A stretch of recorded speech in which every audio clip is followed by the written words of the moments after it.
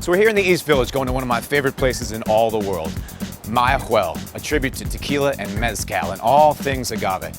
Going to see my friend Misty Kalkofen, kind of the goddess of mezcal herself. Misty's gonna make for us a very cool cocktail that looks like coffee, that tastes like coffee, but is actually made from mezcal and other spirits. Let's check it out as we go behind the drink.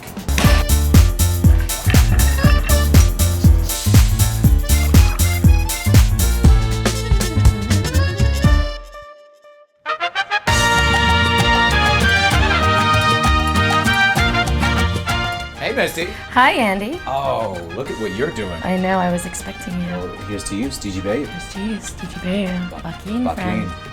We say Chichicapa, it's a Zapotec, the native people in Oaxaca where this is made. It's their toast, it's kind of a way of saying to the universe, to the life force that connects us all. It's really just a beautiful way to say cheers. Yes, of course. And then I answer back Bakin, which means drink, or please stop talking and drink.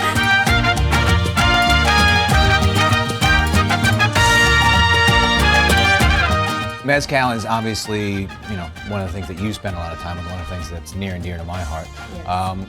I guess what makes it different than tequila? Mezcal is essentially the precursor to tequila, the mother of tequila, if you will. It has a significantly smoky characteristic, and that's because of how the piñas, or the hearts of the agave plants, are roasted, and that's in the earth over a hardwood fire. This is a product that's made today essentially the same exact way it's been made for, by some accounts, up to 1,000 years ago. One of the producers that I know, Florencio, he can trace back that he knows of 9 generations in his family that have been making mezcal in the same way. So one of the things we all love about mezcal is its mixability, how well it plays in cocktails. You got a very interesting cocktail for us today. Yeah, I'm going to be making a cocktail called the Pare de Sufrir, which means to stop or end the suffering. It's an homage to a friend of mine who owns an amazing mezcaleria in Guadalajara. And it's a cocktail that looks like coffee and has notes of coffee, but is definitely not coffee.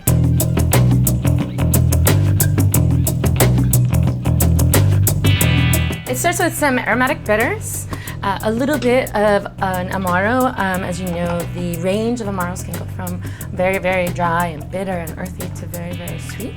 And in this case, you're looking for something on that drier side. And then a coffee liqueur. There are coffee liqueurs that are based on rum, which tend to be more sweet and caramelly. I prefer something that's based more on a neutral grain spirit or on a beet distillate, where that bitterness that you would find perhaps in a really nicely poured espresso comes through. And then for the mezcal, of course, I chose Del Maguey, as I work for Del Maguey Single Village Mezcal.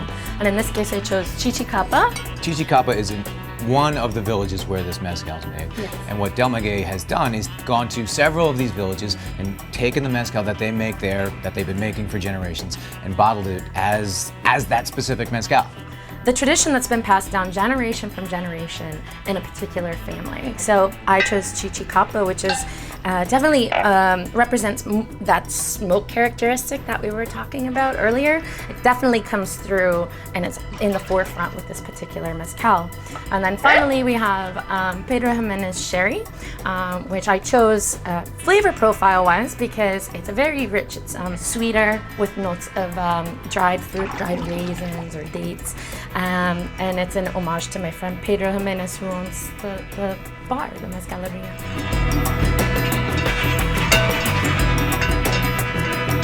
I just stir it up with no ice. It's a room temperature cocktail. And serve it in an espresso cup topped with canela or Mexican cinnamon. And now the Pare de Sufrir. Thank you very much. It smells delicious. You get all the things that you talked about. It speaks of coffee and has that influence of the coffee. The mezcal gives it that smoke from behind, a little bit of spice from the canela. It's a beautiful drink. It's shifting expectations. Like, you put that in front of you, it looks like a shot of espresso, and you taste it, and those notes and that follow through with the coffee, but it's something completely different. It's not the cocktail that you'd expect to get in a cocktail bar, but it's delicious, and it's absolutely fantastic. I'm so glad you enjoyed it. In Oaxaca, we say you can't have just one mañanita or morning drink, so I think the best way is to have another little think so too. Chichicapa. And this is a good opportunity to share a little bit of this Chichicapa with everyone here. So I will raise my glass, and would you raise with me, Misty? Of course. And we'll say Chichicapa, which means to the life force that connects us all. Please remember to come back and check out all the great things that we're doing here as we go behind the drink. Bakin. Bakin. Bakin. Bakin.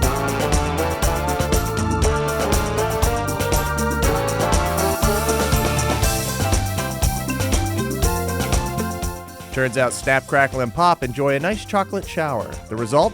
Double Choco Rice Krispie treats. The Mole Master inspires the Melt Master to create a Mexican grilled cheese that crosses all the borders. So good, it should be illegal. Rapper Reggie puts the move on his lady friend with a little help from the hookup cook, Exotic Jess, and a crab.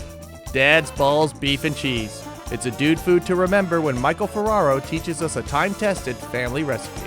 Subscribe for more free tasted treats.